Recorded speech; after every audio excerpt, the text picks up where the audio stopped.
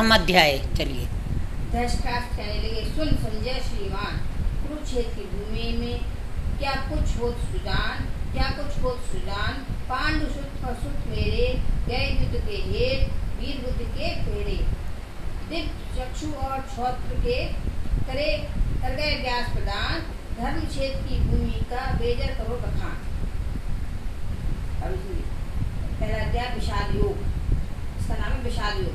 श्री गीता जी के ज्ञान की कथा प्रारंभ हुई। जब कौरव और पांडव महाभारत के युद्ध को चले, तब राजा धृतराष्ट्र ने कहा कि मैं युद्ध का कौतिक देखने चलूं। तब श्री व्यास जी ने कहा, हे राजन, तेरे तो नेत्र ही नहीं है, नेत्रों बिना क्या देखोगे। तब राजा धृतराष्ट्र ने कहा, हे प्रभु जी, देखूंगा नहीं, श्रवण तो करूंगा। तब व्यास देव ने कहा, हे राजन, तेरा सारथी संजय मेरा शिष्य है, जो कुछ महाभारत के युद्ध की लीला कुरुक्षेत्र में होगी सो तुम यहाँ बैठे ही श्रवण करवाएगा। तब व्यास जी के कमल मुख से ये वचन सुने। तब संजय ने श्री व्यास देव जी के चरणों को नमस्कार किया और हाथ जोड़कर विनती की कि हे प्रभु जी, महाभारत के युद्ध का चरित्र तो कुरुक्षेत्र में होगा और मैं हस्तिनापुर में रहूंगा, और आपने जो आज्ञा की है कि राजन तुमको यहाँ बैठे ही युद्ध का कौतिक संजय कहेगा, सो प्रभु यहाँ हस्तिनापुर में कुरुक्षेत्र की लीला कैसे जानूंगा और राजा को किस भांति कहूँगा। जब इस प्रकार संजय ने व्यास देव जी से विनती की, तब श्री व्यास देव जी ने प्रसन्न होकर संजय को यह वचन कहा कि हे संजय, मेरी कृपा से तुझे यहाँ ही सब कुछ दिखाई देगा और बुद्धि के नेत्रों से सूझेगा। जब व्यास जी ने यह बढ़ गया, उसी समय संजय को दिव्य दृष्टि भई और बुद्धि भी उसकी दिव्य हो गई। तब आगे महाभारत का कौतिक कहते हैं, तो सुनो। 7 छोड़ी सेना पांडवों की और 11 छोड़ी सेना धृतराष्ट्र के पुत्र कौरवों की। ये दोनों सेनाएं इकट्ठी होकर कुरुक्षेत्र में पहुंची। अब राजा धृतराष्ट्र संजय से पूछते हैं, धृतराष्ट्रोवाच, हे संजय, धर्म क्षेत्र में मेरे और पांडवों के पुत्रों ने क्या किया, सो मुझे कहो। राजा का यह वचन सुनकर संजय बोला, संजोवाच, हे राजा जी, तेरे पुत्र दुर्योधन ने पांडवों की सेना देखी, सो कैसी है। सेना भली बातें जिसकी पंक्ति बनी हुई है।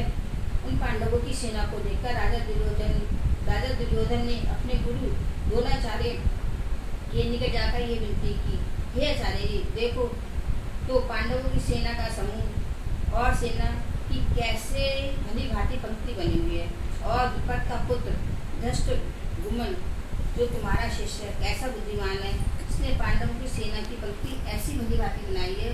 और जो पांडवों की सेना के मुख्य योद्धा हैं, उनके नाम दुर्योधन द्रोणाचार्य को सुनाता हूँ।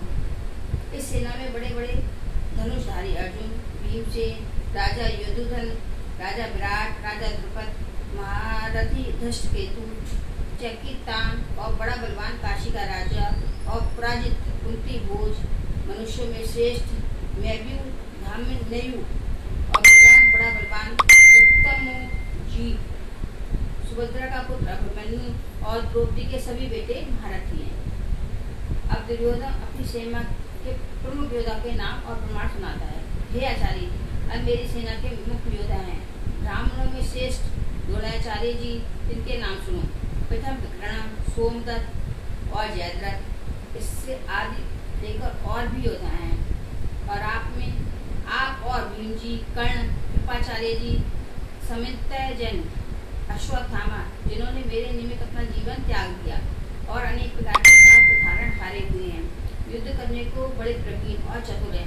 हमारी सेना बहुत अर्थात 11 छोड़ी, पांडवों की सेना थोड़ी और अर्थात 7 छोड़ी है। हमारी सेना का अधिकारी और रक्षाकर्ता भीष्म है, और पांडवों की सेना का उत्तराधिकारी और रक्षाकर्ता भीम है। उनका भीष्म है, हमारी भीष्म है। तब दुर्योधन ने अपनी सेना को कहा, जितने तुम हमारी सेना के लोग हो, तो सभी भीष्म की रक्षा में हारे हो, और जितने शस्त्र आने के मार्ग हैं, इन सभी मार्गों से भीष्म की रक्षा करो। दुर्योधन के मुख से भीष्म आदि योद्धा के ने ये वचन सुनकर और उसको प्रसन्न करने के लिए कौरवों में जो बड़े हुए थे वृद्ध भीष्म पिता, जो जिन्होंने सिंह की न्याय गरजकर अपना प्रतापवान शंख बजाया, उसके उपरांत सारी दुर्योधन की सेना ने शंख बजाया। तेरी ढोल और रणसिंघे बजाए, दमामे और गोमुख आदि से लेकर और सभी भजन अनेक प्रकार की सारी सेना ने इकट्ठे बजाए। उन भजंत्रों का इकट्ठा शब्द होता गया। अब पांडवों की सेना को भजन सुनो। प्रथम तो जिस रथ पर श्री कृष्ण भगवान विराजमान है उस बड़े रथ की सारी सामग्री कंचन की है और सारी रत्नों से जरूरत है। जैसे वर्षा ऋतु का मेघ गर्जना है वैसे ही रथ के प्रयोग की आवाज है। ऐसा तो रथ अब घोड़ों की शोभा करते हैं। जैसे गौ का दूध होता है वैसा ही उन घोड़ों का सुंदर रंग है और जैसा कार्तिक का फूला हुआ कमल होता है ऐसा सुंदर उनका मुख है। और बहुत सुंदर है गर्दनें जिनकी सुंदर है, कान और पूंछी अति सुंदर है और चरणों के बिखेर पे स्वर्ण के पड़े हैं।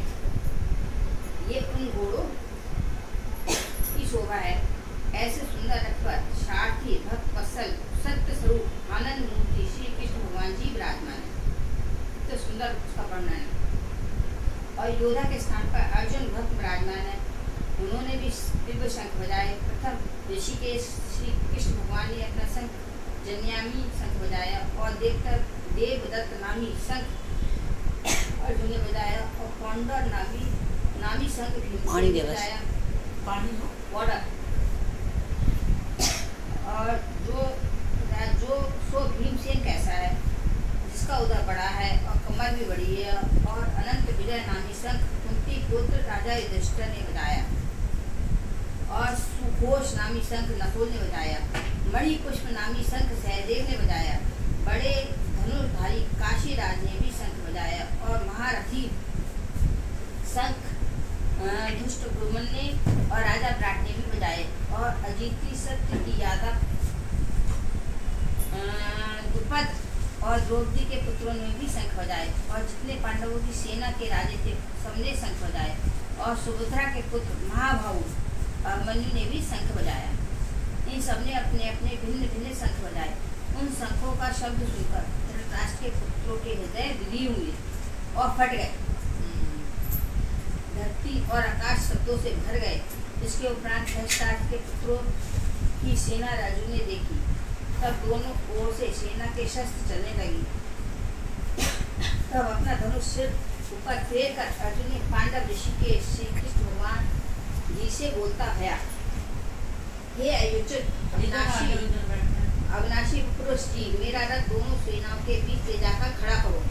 तब देखूंगे हमारे साथ युद्ध करने के लिए कौन कौन आए हैं। प्राणों को और धन को त्याग कर आए हैं तो सबको मैं देखूंगा। संजय राजा धृतराष्ट्र से कहता है, हे राजा ऋषिकेश श्री कृष्ण भगवान को अर्जुन ने ये वचन कहे। तब भक्त वत्सल गोविंद जी ने घोड़े फेर कर अर्जुन का रथ दोनों सेनाओं के बीच भीष्म द्रोणाचार्य के सम्मुख ले जाकर खड़ा किया। और भीष्म द्रोणाचार्य के दाई और बाई ओर भी योद्धा थे। तब श्री कृष्ण अर्जुन से बोले, हे अर्जुन, तेरा रथ मैंने कौरवों की सेना के सम्मुख खड़ा किया, तू इनको देख। अर्जुन ने कौरवों की सेना में बहुत योद्धा देखे। उसमें पितामह देखे, दूध देखे, मातुल्य देखे, पुत्र देखे, पौत्र देखे, सखा, ससुर और मित्र देखे। इन दोनों सेनाओं में अपने ही कुटुंबियों को देखकर अर्जुन को बहुत दया उपजी। तब अर्जुन श्री कृष्ण भगवान से कहते हैं, हे कृष्ण भगवान जी, इस सेना में बिखे मैंने अपने सब सज्जन भाई बंधु कुटुंबी देखे हैं। और जो योद्धा रण में आए हैं जिनको देखकर मेरा शरीर बहुत दुख पाता है, मुख सूख गया है और मेरी देह कांप गई है। मेरे रोम रोम खड़े हो गए हैं और गांडीव नामी धनुष मेरे हाथ से गिर पड़ा है और त्वचा जल उठी है। मैं अब खड़ा भी नहीं हो सकता और मेरा मन भी भ्रम में है। और हे केशव जी, मैं शकुन भी बुरे देखता हूँ और मैं ऐसा निमित्त नहीं देखता, ये विपरीत युद्ध है। हे केशव जी, इस युद्ध में भाइयों को मारने में मैं अपना कल्याण भी नहीं देखता।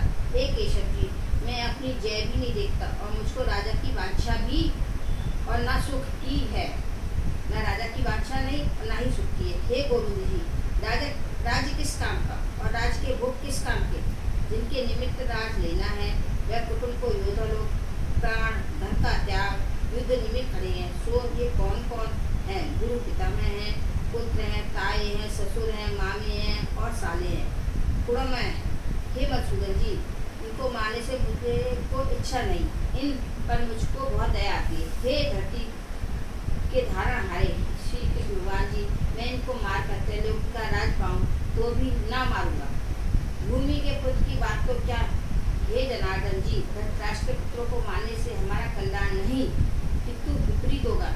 इसको मारने से हमको बड़ा पाप लगेगा। यद्यपि ये महापापी भी हैं तो भी मारने योग्य नहीं है। हे प्रभु जी, सभी पूजने और भेंट के योग्य हैं, मैं इनको नहीं मारूंगा। हे माधव जी, सज्जन भाई बंधु कुटुंबी, इनको मारने से हमको सुख कहाँ और मुक्ति कहाँ। यद्यपि राज के लोभ में इनकी बुद्धि अंध हुई है और धृतराष्ट्र के पुत्र जो कुछ कुल नष्ट करने तक या